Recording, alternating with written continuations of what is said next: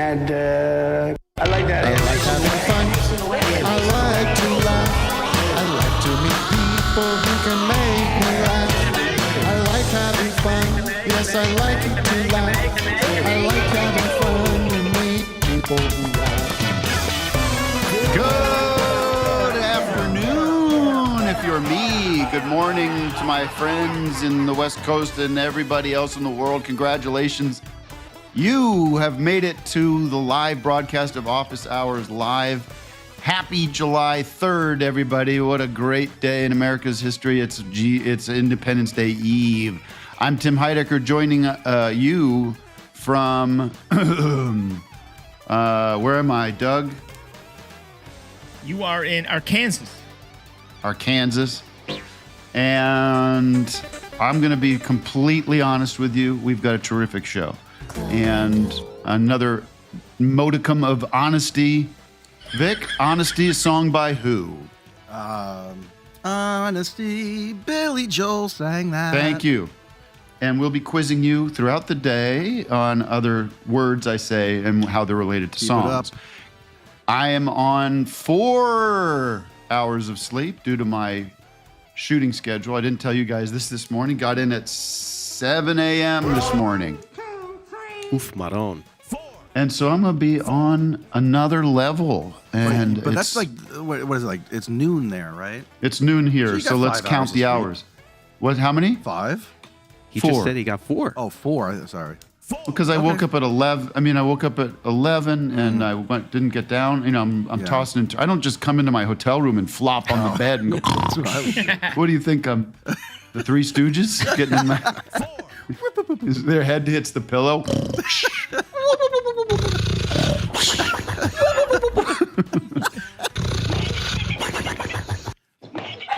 But I'm not here to complain. I'm just here to be honesty. We got a great show, though. I'm excited about it because my friend Larry Charles. I can't believe I get to. What kind of guy am I? I get to call him my friend Larry Charles, one of the legends of comedy. We simply wouldn't have comedy without Larry. We wouldn't have it. He's redefined it throughout in the 20th century. One of the great minds of the 20th century, I'll say that, in a lot of ways. He's got a new book out, Comedy Samurai, and we're going to talk to him shortly. And then, yes, sir? What was that, Mr. President? I like that. Yeah, nice and wet. And Will Menaker from the Chapo Trap House is here to peddle some shit. What is it, Matt? What the hell does he have that can't wait Brand new. till after the holiday? Brand new novel, a graphic novel to celebrate America, I believe. Now I'm getting excited. There's a link in the bio. Okay. Well, but it's exciting. You know, he gave a terrific interview with Larry the other week, which I listened to as my prep, because all I do when I do interviews with people is I listen to other interviews and write down those questions. That's all everybody does. Big old circle jerk. Whenever there's a good question, you take the good ones. Yeah.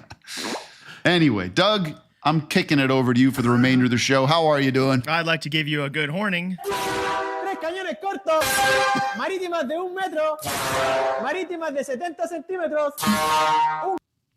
Wow. And VB4. May as well do What you got? What's sip, everybody? Hot and cold, hot and cold. Always goes remember good. when Fire McDonald's night. used to have the McDLT. McDonald's what was it called? The McDLT. The hot stays hot and the cold stays cold. Then you put them together. Right, keeping Oh it my crispy. God. And it comes in that. How about this, McDonald's? Styrofoam container, and the chlorofluorocarbons put them together. McDonald's, how about you just make the sandwich when I order it, and then you don't have to worry about all that. And then I'll eat it then. That's probably more of a to-go situation. That's true. And I do hate, I think a lesson you learn in life is you don't want to bag French fries because the steam then takes the crisp out of it. You always got to cut a hole in there. Let a little Thank you. vintage going on in there. Thank you. You have to. I mean, if not, they're ruined almost. But it is a immediately. holiday. It is technically a holiday week. It's a holiday episode. So we want to start things off right, get us in the patriotic mood. Obviously, things are going very well. This country's being run very efficiently at the moment. There's a lot of great things happening in the federal government that we're excited to talk about. And so to kick things off, we do have a special song from somebody named, well, a great man named Sal G. He's one of the best. Not Sal Guagenti from the Howard Stern Show, but Sal G. Part of Sal's movement.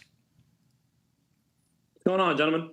You said it best. Happy July Eve. 4th of July Eve. Hell I'm yeah. excited. Pumped. Now I'm getting What's up, excited. Sal? Where are you calling in from, Also- Sal? I'm from Lima, Ohio, and I want to say I've never heard so many sound effects in a show in my entire life, but I'm kind of liking it. So keep me All right. locked Well, as in. long as you're happy. Yeah, we'll hold them off while you sing, though. We won't bombard. Yeah. Yeah. I wish you We'll show best of luck, respect. Sal. I don't get treated well by those two guys, or I don't get shown any respect. So I hope you get shown a modicum of respect. Yes. Okie doke. We can only hope. So Sal, you've been on a mission. Yes. So I've been singing and posting the national anthem for 839 days in a row. Yeah. But I stopped. Well, a lot of us have, but go ahead. In a row? Yeah. But I started February 19th, 2019, but then I stopped when somebody else came into office. I kind of forget that guy's name, but I don't know. John Biden. Yeah. Well, you got the blue. Where's the red and white? Somewhere we got a little something going on there. Okay, well, at least you got a little something there. Yeah, there you go. Just we got Orlando Magic. So have you sung it today yet? I have not. This would be it. All right, let's take it away, Sal. Okie doke.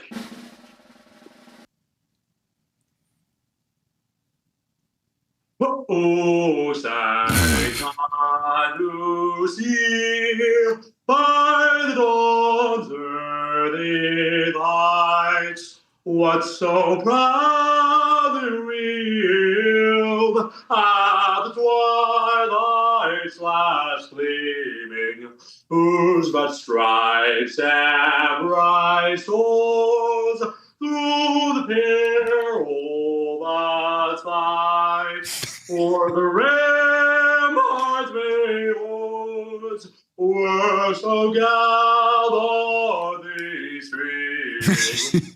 Why are you guys wearing hats? Take your fucking hats off.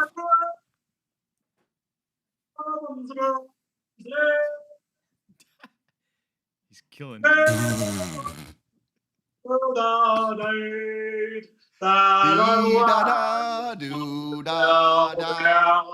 Oh, say does that star-spangled banner wave o'er the land of the free and the love of the brave.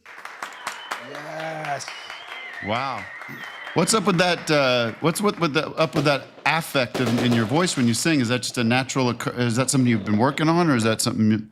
It just seems like you're from somewhere else when you start singing.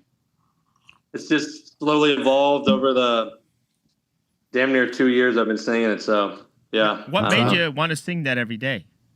So I sing it every single day. So I posted on Instagram on Styles Movement for Donald Trump to invite me to the White House. So Now, why would you want to go there? It's a nice place. Want to meet the guy. I think it'd be honestly at this point, I think I just thought of it. I mean, I was super into politics in like middle school, and kind of got out of it. Would you go there? Would you go there and pull his pants down? Like, what would be the object of meeting him? Like, no. So the object of meeting what would be him the is point? What would be the point of spending a moment with him without, embarrassing him? I think it would just be shake his hand, say shame on you. And then just use some hand sanitizer. That's a good opportunity to say. That's a good opportunity to say shame on you. All right, Sal. And when you're talking about Sal's movements, are we talking about your bowel movements? What are we talking about? No, this is just I don't know. I don't know. I came up with that in like 8th grade, and it's just like chasing my dream. Dreams aren't gonna chase you. You gotta go chase them. Thank you, Sal. Okie doke. Thank you, Sal. Doug, you have anything for Sal? He's the best. No, I just I appreciate your song and thank you for singing. Yeah, and I like the dedication. Every day you get it, and it cheers me up every time I see it. Thank you, Sal. Wait.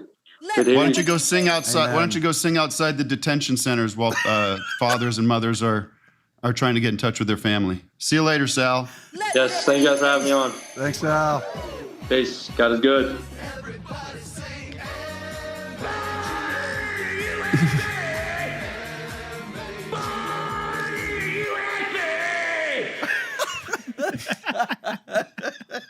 That was one of Vic's new guys. That's one of my new guys. Come on, you know you loved him. Great guy. He'll be back next week. Yeah. He's a permanent fourth member of the show. By the way, Matt Carlin is back with us. Hello. Thank you for How are you, Matt? having me back. Thanks. I'm good. Fully have any Matt recovered. I mean, drops? on the one hand, we got to respect the guy for coming on the show and singing his song. What That's- about the yeah. other hand? But on the other hand, do you just disrespect him?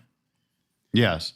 I think at this point, at this point, what are we fucking doing? Like, it's like if you're not actively shaming people for like having anything to do with this, fascist regime that we're living under, like, fuck you. I don't give a shit. I'm not there to make friends with everybody on God's green earth. I am. I want people to like me.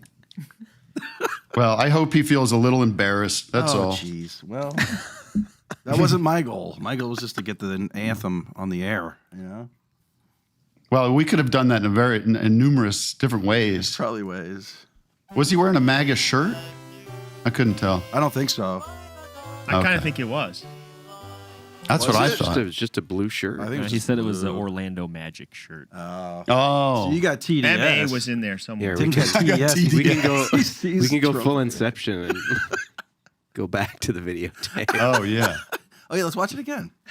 Oh, you want to listen to it again? No, I don't want to. Follow Sal on Instagram. It's a blessing to see every day. I swear.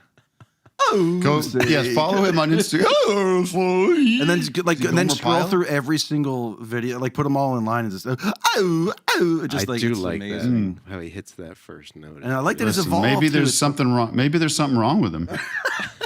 Here, play that. That's Listen. why I don't, Vic. That's why I don't like having these kind of people on the I show. I don't know. know what his story is. I know, but you have me on. Oh, this Instagram. You can't get the first. You're a note special on guy. Instagram. I'm special.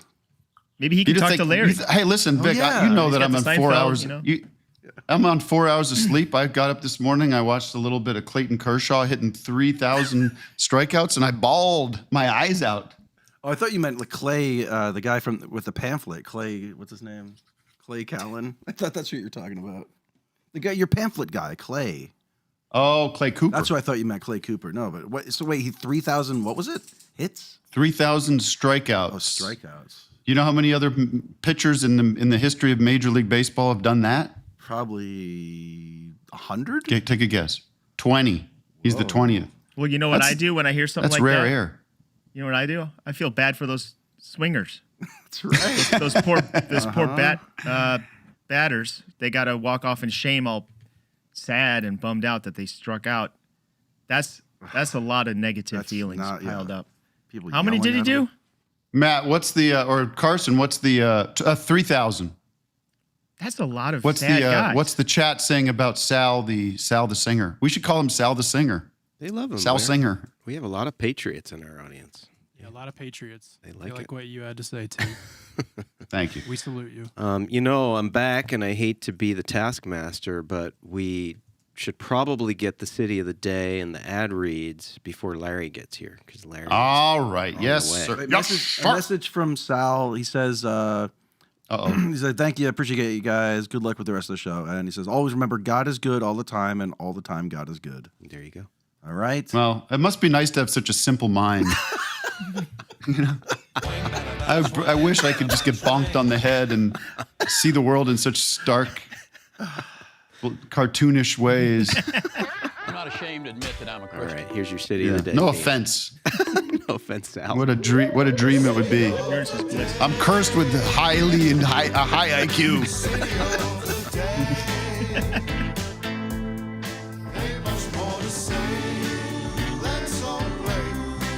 right. Say of the Day is brought to you by, oh boy, Daddy's Ameri-Boiled horse ribs. Do you love ribs but wish there was more meat on those bones? Cow ribs are only a lousy 12 inches long, but guess what? Daddy done doubled it. Daddy done doubled it. Daddy done doubled it. Daddy done doubled it. This daddy, he needs to be taken out behind the woodshed and spanked. Ah, he keeps All coming the up with great deeds innovative he's products. doing. Introducing Daddy's Ameri-Boiled horse ribs. Each rib is a whopping 24 inches. Plus, they're pre-boiled in American flavors such as moonshine pickle, buttermilk, bourbon, and sweet tater Gatorade. They've been boiled so long that you can even eat the dang bones. You know these ribs are extra meaty because they come from collapsed sport horses who got run ragged at the track. So slap a fat rack of these long-ass flavor-banged ribs on the grill and be our hero of the 4th of July party. Now let's that's a typo. Let's stand for the Daddy's Ameri-Boiled horse ribs anthem because Daddy done get it again. Daddy don't, daddy don't, daddy don't, daddy don't, daddy don't double it. Daddy don't double it. When you want a rib, I want a long rib. Daddy don't, daddy don't get it. Daddy don't double it. Rag-a-dun-dun-dun-dun. Rag-a-dun-dun-dun-dun.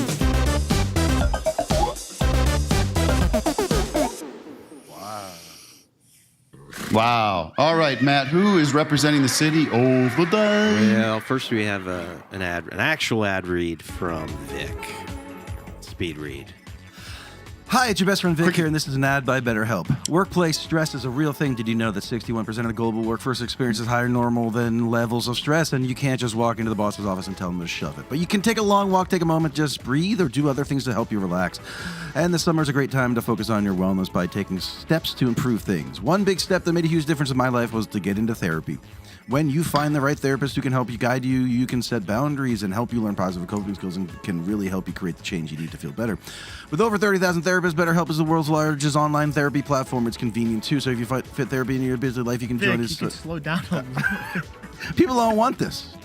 With over 30,000 therapists, BetterHelp is the world's largest online therapy platform. It's convenient too, so you can fit therapy into your busy life. You can join a session with the therapist at the click of a button. Plus, you can switch therapists at any time.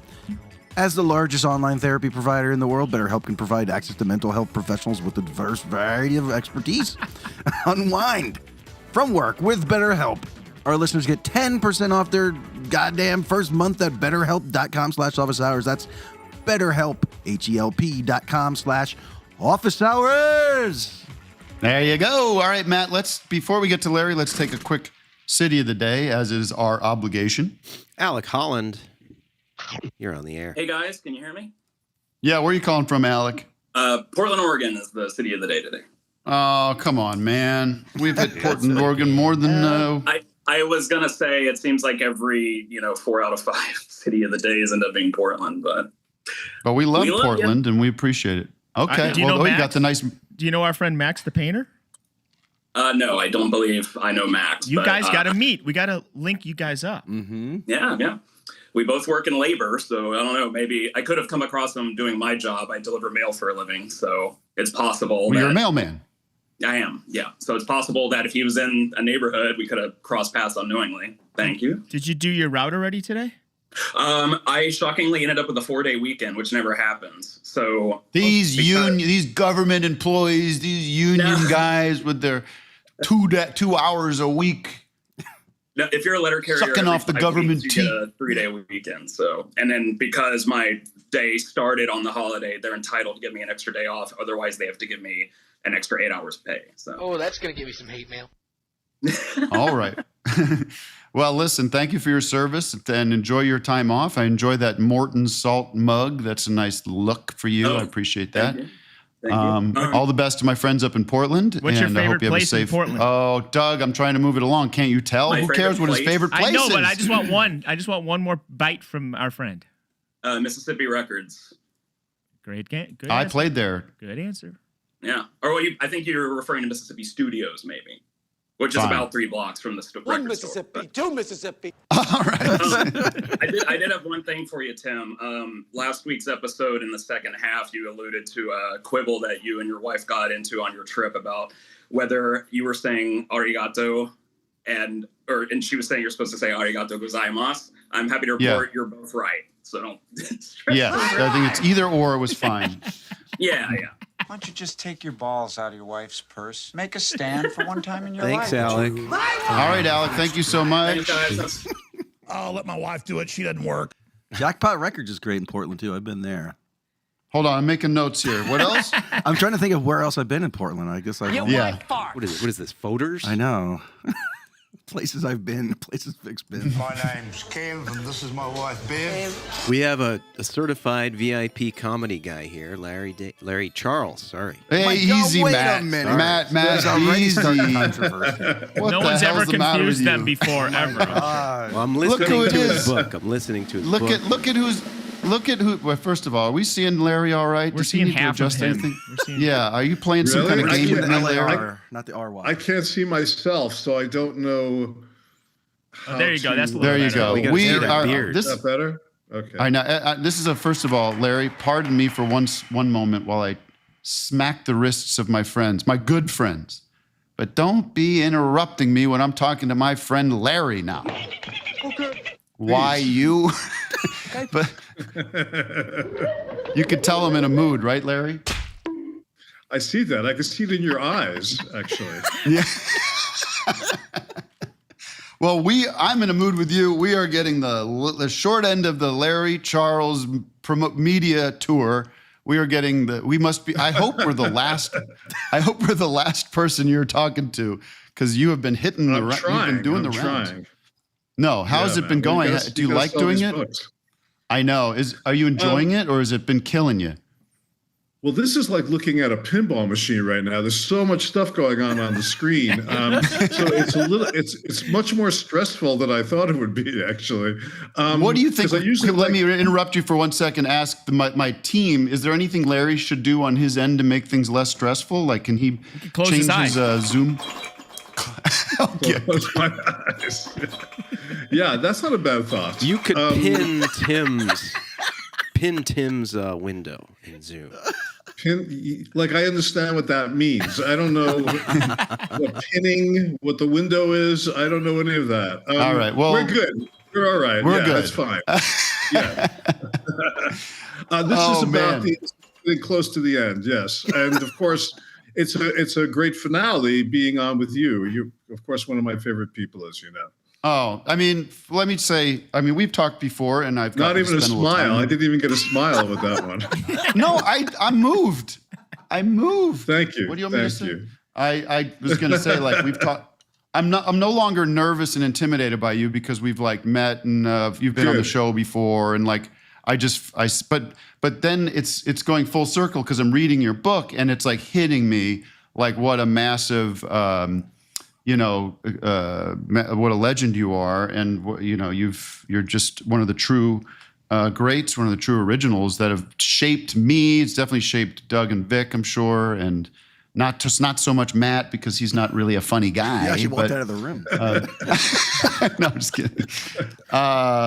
So what I was talking to the guys about is like, well, I don't want to just like, because there's lots of great interviews with you the past couple of weeks. So if you want to hear all the stories about, there's some stories from the book that are great, and the book is great. So you should go out and read it. I was hoping to talk about some other things with you, so we don't have to get, anything. First of all, how are you aside from this? Or what? I was unclear about you with the fires back there in January. Where are you guys? My house, the house that you visited, that we sat together that first time, is gone. That house burned down. Christ. Yeah, it burned down. I wasn't sure about that. And Matt said, I think that's what happened. And I said, I can't. But of course, and I feel bad I didn't reach out. But what was that? Fine. I don't want to. I know that maybe it feels like it happened a while ago. But I mean, obviously, you're here and you're in a dwelling somewhere. But that's terrible, man. And it was very surreal. We had been evacuated many times before because of the area that we lived in up in the mountains there. And when we left, my wife took it very, very seriously, and I didn't. I felt like, oh, we're going to come back again, and we left, and we never came back.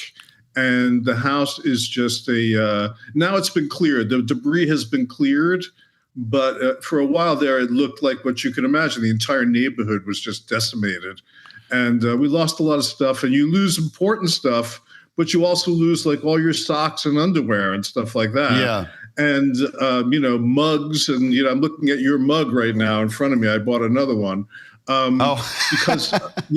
because of, things have significance that aren't necessarily valuable. So it's a kind of ongoing PTSD type of experience.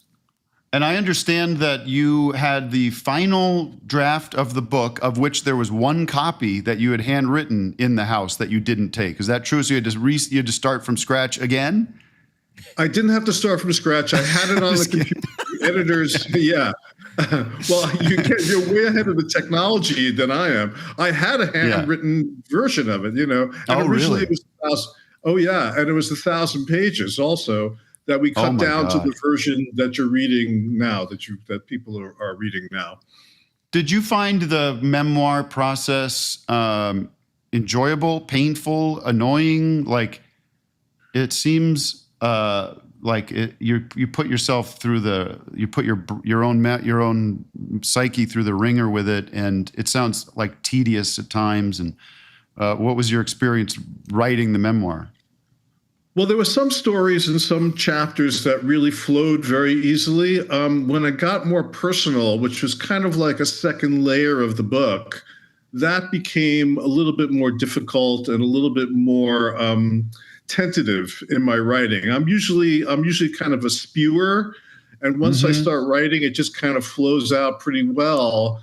When it came to talking about myself, kind of intimately and personally, something I don't really do very much, that was kind of a struggle, and I did not look forward to that. But I felt it was absolutely essential to make the book a kind of a well-rounded, And you feel a sense of relief and like a weight off your, or feel like it's out, and now I can. What do you do now? Like, what do you? That's a good question. I'm not sure really what I'm going to do now. I mean, I'm supposed to do a movie this summer, perhaps, and I'm waiting for all that to come together. I'd like to write another book. I have the first half of this book, which is like my childhood surreal kind of, urban Tom Sawyer adventure that might come out at some point after this. But really, I'm doing the same thing I've always done, which is kind of looking or trying to make cool things and hope that it goes well. I don't have a career. I never thought of myself as having a career. I think of myself as just somebody who tries to do cool things, and I've gotten very lucky. I was reading the book, and then like it would get into stuff about Seinfeld, and I was like, well, fuck, I got to go back and watch this now, because just to watch, in the context of you talking about it. And so I was watching. First of all, I guess it's called The Trip, the two-parter, where with the whole Kramer is the serial killer story. It's actually a three-parter, because the keys. Three-parter, right. Which is the end of the season before. That starts that two-parter that happened the next season, yes. Yeah, there's so much on it. I mean, we could talk for an hour, I think, just about those 3 episodes. I don't know how much people would want to hear that. But first of all, the keys thing, it's written like a Abbott and Costello routine, a lot of it. Like, it feels very quick, and you got the keys, but if I don't know the keys, like, that's, first of all, technically, to write that the right way seems maybe hard. And then also for those guys to perform it seems like a bit of gymnastics, the quickness of it. Well, they were very skilled actors, and they understood comic timing, especially by that time. They had kind of a secondhand, sort of rapport at that point. Their chemistry was very, very ingrained already. And Jerry and Larry and myself were all growing up in New York in the 60s, were very addicted to these rerun shows that were on over and over and over again, like Abbott and Costello. And, there's a kind of a Beckett-like quality, a theater of the absurd quality to Abbott and Costello that I think I particularly was very attracted to. And so I wanted to play you a clip, if you don't mind, Matt, if you have the clip that, speaking of old comedies we watched over and over again. But I want to watch the scene with you and then talk about it afterwards. Okay. Kramer. Oh, Helena, how are you? I haven't worked since 1934. How do you think I am? Well, that's only 58 years. It was a Three Stooges short, Sappy Pappy. I played Mr. Sugarman's secretary, remember? Yeah, right. Yeah. That was a shemp, right? No, Curly. The boys play three sailors who find a baby. The baby's been kidnapped, and the police think that they did it. Right. But, of course, they didn't do it. The police have made an awful mistake. Right. Mo hits Curly with an axe. The Stooges catch the kidnappers. Right. But it's too late. Really? The baby's dead. Really? The boys are sent to death row and are executed. Well, I don't remember that part. I play Mr. Sugarman's secretary. Oh, yeah, you were very good. Yeah. It was sad for a Three Stooges, what with the dead baby and the Stooges being executed and all. Well, that was an unusual choice for the Stooges. Would you like to buy me a factory frozen yogurt at the store, Kramer? I can't right now. I got a very big meeting. I got these people interested in my movie treatment. So I guess we'll have to make it another time, all right? Oh, no, don't go out there, Kramer. They'll hurt you. They'll destroy you. You'll never make it in this town. You're too sensitive like me. Helena, you're wrong. I'm not that sensitive at all. I was engaged to Mickey Rooney. He left me at the altar. Kramer! Yeah. God, that is so great, right?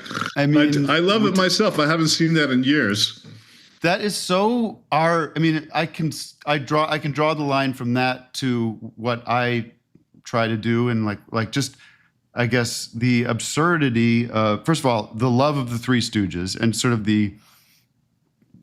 how fun it is just to talk about the Three Stooges and think about them making that short, which obviously that woman has dementia or something, that character is not all there. But the idea of a Three Stooges short where a baby dies and they're executed is so funny. And you talk a lot about darkness and death and how what a key piece to comedy that is. And I think it's a good way to talk about how you see death and how you use it in your comedy. Well, one thing I want to add is that when I came out to LA in the 70s, I lived in buildings like that. All along Hollywood Boulevard and off Hollywood Boulevard, there were these old apartment buildings, and inevitably there were men and women who had been, had touched, stardom for a moment back in the 30s or 40s or 50s. You would see Aldo Ray sitting at a bus stop, or Huntz Hall, in a store from the Bowery Boys. So that really comes from a very real place, strangely enough, and a lot of those people had very warped memories of their time in Hollywood, So it didn't seem like that big a leap for her to take that jump to the execution of the Stooges, Death. And I love this. Sorry, go ahead. No, please go ahead. I just also, there's that. It's a great comedy scene because there's obviously the absurdity of the Stooges, but then there's the comedy of Kramer trying to get away without being rude. And I could watch that awkwardness and I could watch those two forever doing that back and forth. And it's a beat you don't see Kramer do very often. He's kind of trying to be polite, and he's not in that position of almost being the straight man in that scene, really, which is kind of interesting also. There was so much genre. Sorry. Let's talk about death, but then I want to talk about you did mention death. Let's not gloss over death. Yeah. No, it's kind of important. Well, I think for both of us, I think for all comedians, really, I would venture to say all comedians are obsessed or in some way transfigured by death. Death plays a big role in comedy. It's the ultimate forbidden subject. And if you could find an angle to talk about it, it's the great therapeutic form of comedy to sort of get laughs from death, the ultimate 100%. Unfunny subject, And I think that really is something that you and I share. the idea that death is just part of reality, and how do you, but it's such a weird part of reality. It's such an absurd part of reality. How do you deal with death? And so I've been working on that my entire life, and I guess I will until I die. Yeah. The idea. Are we allowed to laugh? Are we allowed to laugh when you go? Yes, please. Yes, that would be good. Hopefully, I won't die in a humiliating way. That's I guess one of my greatest fears. Is dying in some way that's like a public humiliation as well. Because I'd rather have a dignified death in bed, like most people. But it usually doesn't work out that way. No, you could be like an Elvis death on the toilet. That would be interesting. Yeah. Wait, I was going to say. Oh, so here's a question. I'm doing this movie, and a woman. I always say, I forget. I start saying lady, and hey, this gal that I've been working with. No, but this woman I'm working with, I want to keep her name out of it, but I'll tell you who it is. She's brilliant, and people can figure it out eventually. But she was like, I was telling her that I'm working with you. I'm sorry, I'm talking to you today. And she said, well, I heard him on the radio, because obviously you've been doing every piece of media in the past couple of weeks, and you're completely saturated the airwaves. But she said, you said that comedy comes from anger, and she was she didn't necessarily, she was interested to hear more about that, or she seemed to think that you said comedy only comes from anger. Is that true? Is that true, Mr. Charles? No. I would say that comedy does come from some of the darker emotions that we have trouble processing. Anger and fear are maybe the two biggest ones. And I find anger and fear in most comedy. There are lots of exceptions. And there are gentle comedians who kind of have a very sort of unthreatening sort of way, and the audience might love that, But I find most of the comedy that I'm attracted to and that I've produced to come from both anger and fear. And even someone like Jerry Seinfeld, that people don't think of that way, he has a lot of intensity and a lot of anger. God. Yeah, his stand-up is really about things that he hates, I know. Things he doesn't like. I noticed that too. Like all the stand-up, there's a version of that where you could say to him, you can interrupt, like, "Hey, dude, calm down. Like it's not that bad." The airline food, you're so angry, and I know. I mean, it's obviously he's over. He's doing it for comic effect, but these airlines, why do they don't have keys to the plane? What if they need keys? Like, Jerry, this is not a real problem. You can calm down. But she threw in the word shame, which I think is a good word. Shame is a great wellspring of comedy, but maybe shame is a combination of anger and fear. If you think about it, it's another it's a dark emotion. However you characterize it, shame.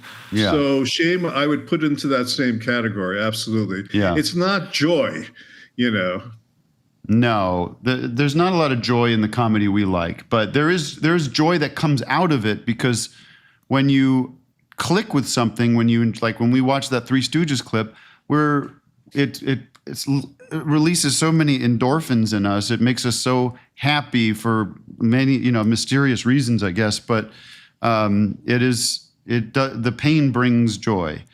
It's cathartic. It's very cathartic to tap into those dark emotions and then make people laugh. That is a cathartic interaction that takes place that I think is very important for us to sort of feel whole again, when these things kind of plague us. Right. Even just like the act of smiling releases endorphins that right.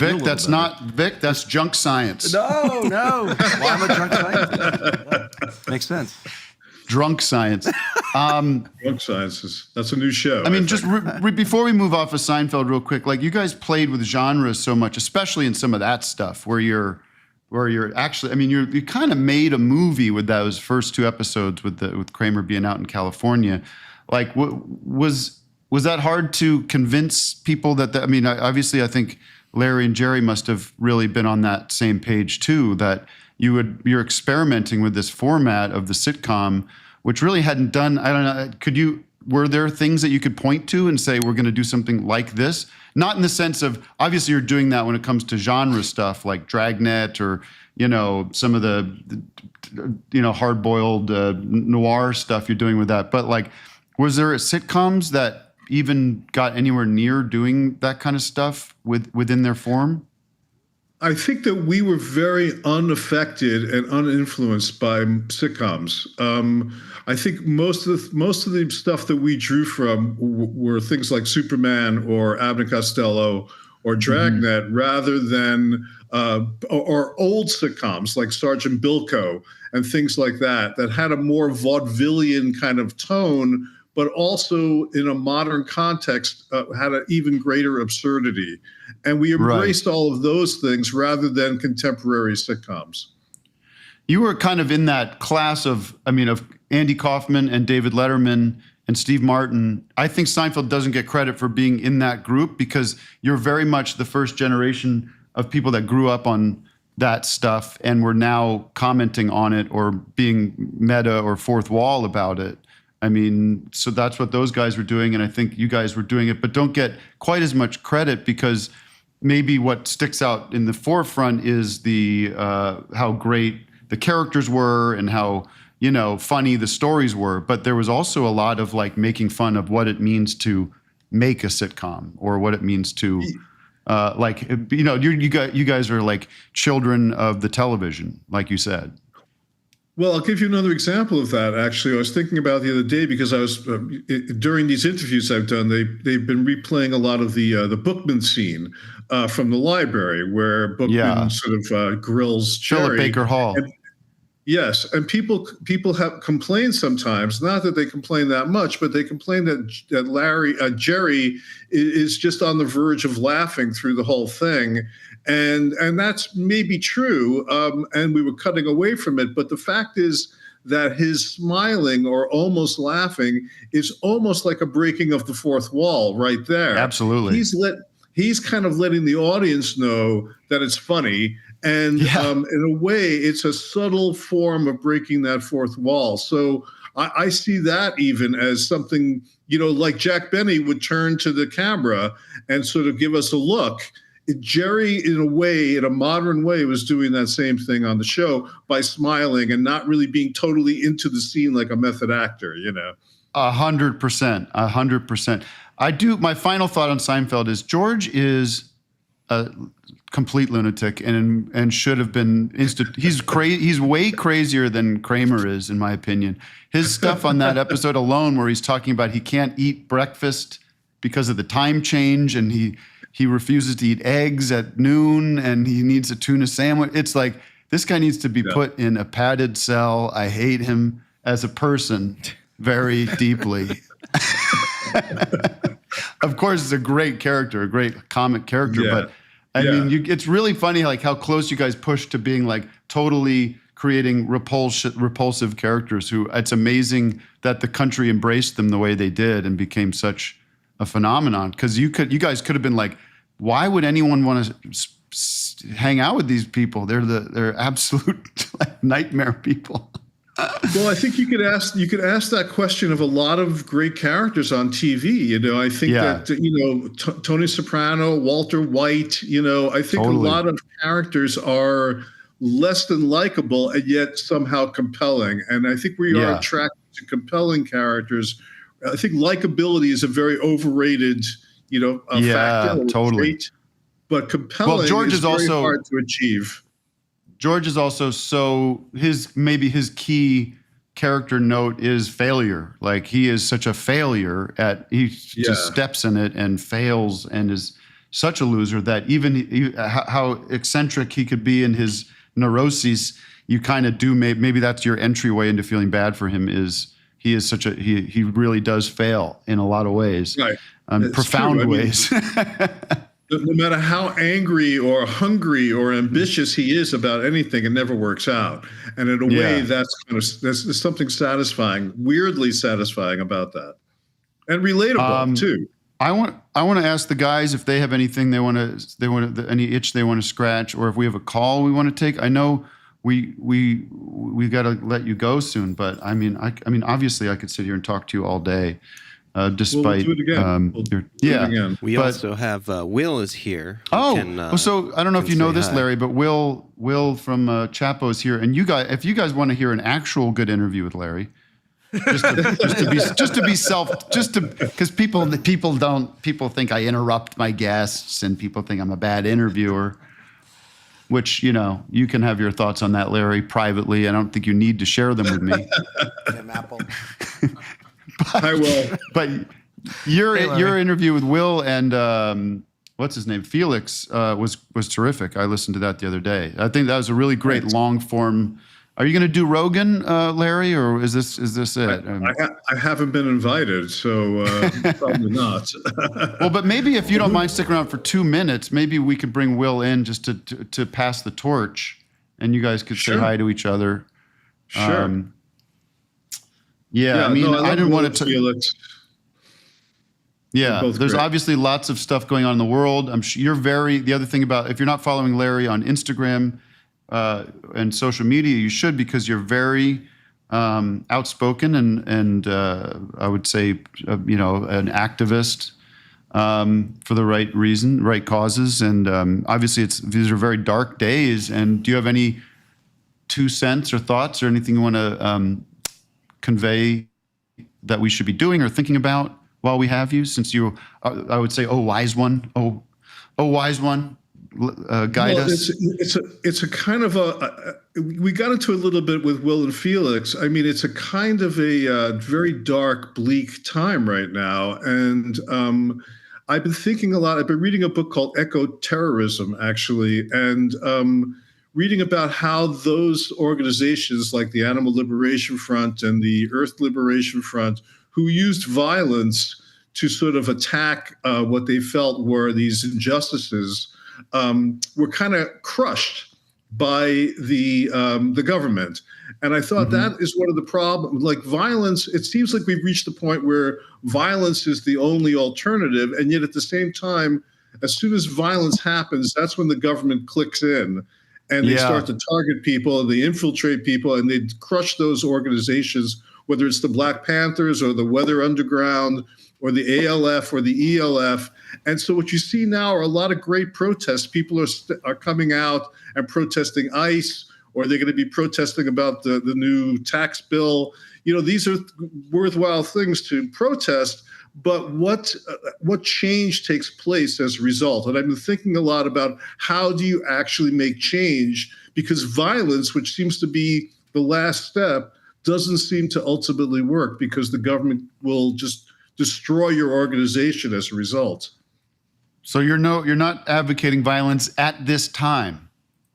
I don't advocate violence, but I do see why violence is an alternative for people, why people turn to violence when they're so frustrated and feel so powerless. There are not a lot of other ways of making change. And unfortunately, even violence seems to not work. So maybe Will has I'd love to hear. Will, any thoughts? Well, I'm just happy to be here to advocate political violence on Tim Heidecker's office hours. I hope that's not a problem for you guys, but it is a little bit of a problem. Just try anything, Try everything. If it works for the government, it should work for you. Well, at the end of the day, it's like we're no match for the old United States of America, unfortunately, right? Speak for yourself, Tim. Okay. The cadres are being organized right now as I appear here. You know what? This is true. I've been developing a dirty bomb, and I'll be honest with you. It is very hard to figure out what goes where. I think I have all the materials, but it's a mess here. I'm doing it in my hotel room. Ted Kaczynski's book. Yeah, read Ted Kaczynski's book, and that should really give you a little insight. I just ordered a copy through the mail. Which you can buy, by the way. You could buy his book. You could buy Larry, all those books. Can we riff on something about I took my dirty bomb to the dry cleaner? Is there anything there we could do comedy-wise? That's a great one. Actually, my wife took my dirty bomb to the dry cleaner. Now I got nothing. Yeah, thank you. Comedy ensued. All right, man. Listen, you're the greatest. I hope you go on and on. I think you're like comedy Rick Rubin, but you're not a fraud. That's the nicest thing anyone's ever said to me, by the way. Thank you. That's my Somebody favorite told me he's compliment, MAGA. Is that? Can you confirm that Rick Rubin's MAGA? Is that? Do you know about cannot anything? confirm that, but I would be stunned if that were the case. But maybe also at the same time not surprised. Nothing surprises me anymore. That's one of the problems. You know, I'm looking for the surprise here, and unfortunately, that might not surprise me. I have no idea though. Okay. All right, Larry. I'm going to let you go, but I will follow up with you offline for maybe another Do we get session with you and Tim, I. do we get Oh, questions? sorry. I'm sorry. Go ahead, guys. I'm sorry. What was your thought? If you on, ask what one of his favorite episodes of Curb Your Enthusiasm, I was I'm going to gonna ask you come his through favorite Stooge episode, but no. Well, will we be seeing you on Club Random? And what were your thoughts on Mr. Marr hanging out with Mr. T in the White House? What do you think of that? Was that a good idea? I did not want to go on Club Random, honestly. I don't drink or smoke, and I didn't want to sit there, and it didn't seem like the right thing. And so, and I kind of trust my instincts, and so I said no. And as far as Bill, I mean, it had to do with Bill and that Trump dinner. And I was kind of surprised, even though I think he's still anti-Trump. I think Bill kind of is in, and we've talked about this the last time I was here. Actually, he's like he's in a bit of a bubble, and he doesn't really see how the perception can shift on a public figure when they do something like that. It reminded me, Vic, I don't know if you remember, any of you remember, Sammy Davis Jr. hugging Richard Nixon on stage. It's a very famous photograph if you look it up, or a very famous clip. And he was a very liberal guy, Sammy Davis Jr., and he marched with Martin Luther King, but he embraced Richard Nixon like the Rat Pack did at that time. And suddenly he became known as a sellout and an Uncle Tom and all that. And it was very hard for him to change that perception. And I think that's sort of what's happened to Bill also. I think that people feel like, wow, yeah, well, that's one picture, but there's a more famous picture on stage at a concert. Guys, get the more famous picture, please. Can we just don't just put any old picture of him? I mean, there's something about that picture that people could not get out of their minds. And I think that with Bill, with the dinner with Trump, no matter how much he's anti-Trump, it's hard to get that image of him laughing and, having a good time with Trump out of your mind. And that perception is very powerful. And I know you and Larry David have your issues, and that's a very compelling part of the book that you should definitely read. It's and you could listen to that story in other places. I don't think you need to tell it, but you felt like his reaction to that was pretty great, correct? Brilliant. Because Larry David came brilliant. out and wrote the whole satirical piece for the New York Times about it. That poor Bill Maher was clutching his pearls. How dare he? Geez, compare me to Hitler? Oh, fuck off. My Dinner with Adolf, I think it was called. That was a great piece of writing.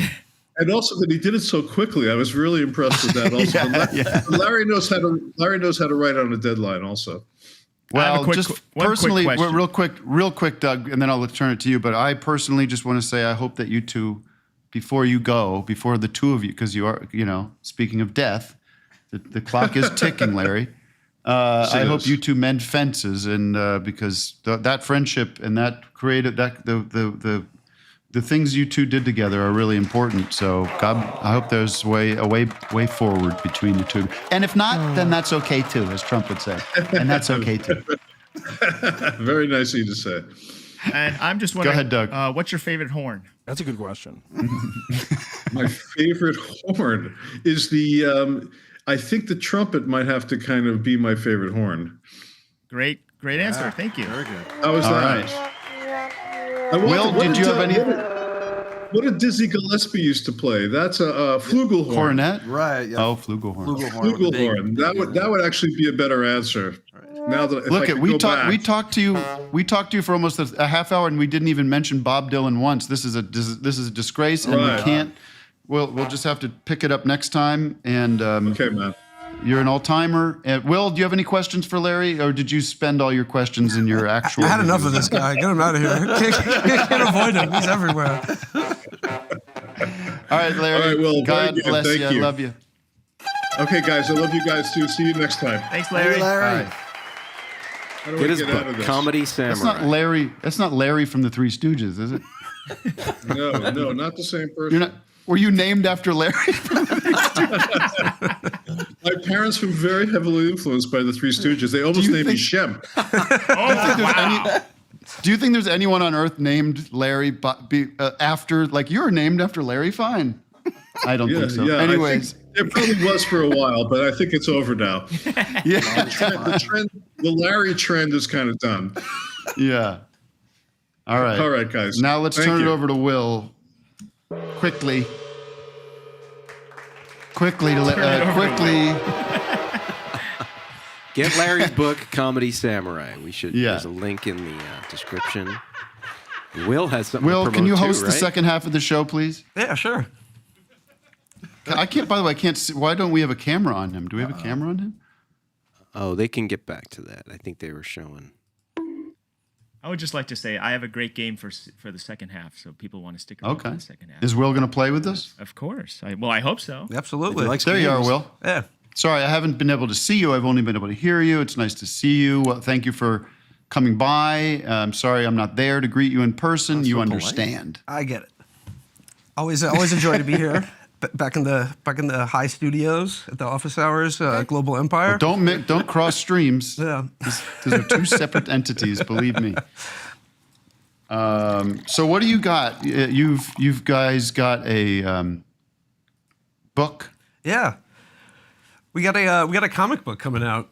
So Comic book. Making Not the a rounds to graphic do novel. the big promo here, but this is sort of it's a comic anthology series. This is sort of our version of Tales from the Crypt, where we've each written 6 issues of an original story in the sort of horror science fiction vein. So these are twisted tales to warp your mind and frighten. And this is all AI art that you guys typed in? Not this is the Chapo guarantee. Not a single real human being was involved in either the writing or the illustration of any of these stories.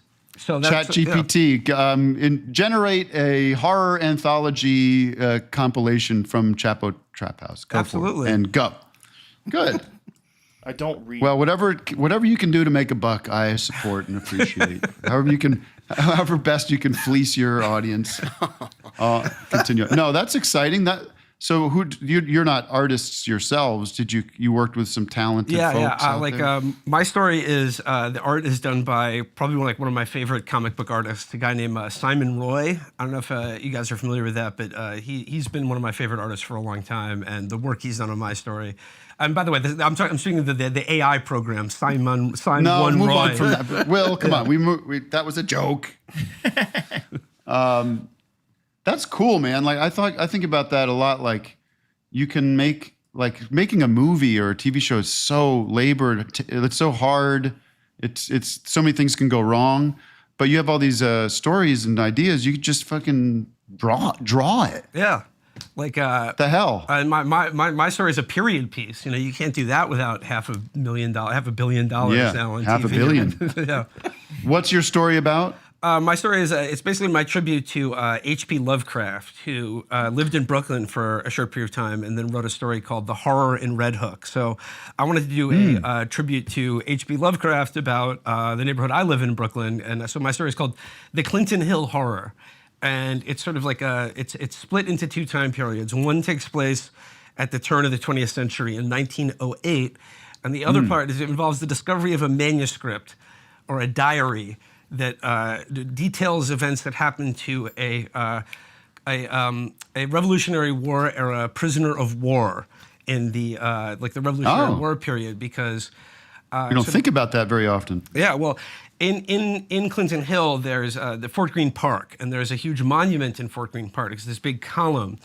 And people sort of forget what that monument is for. It's for the prison ship martyrs. And basically, during the Revolutionary War, the vast majority of people who died fighting for the the colonies on the side of the Continental Army died basically imprisoned in basements or the hulls of ships in New York City.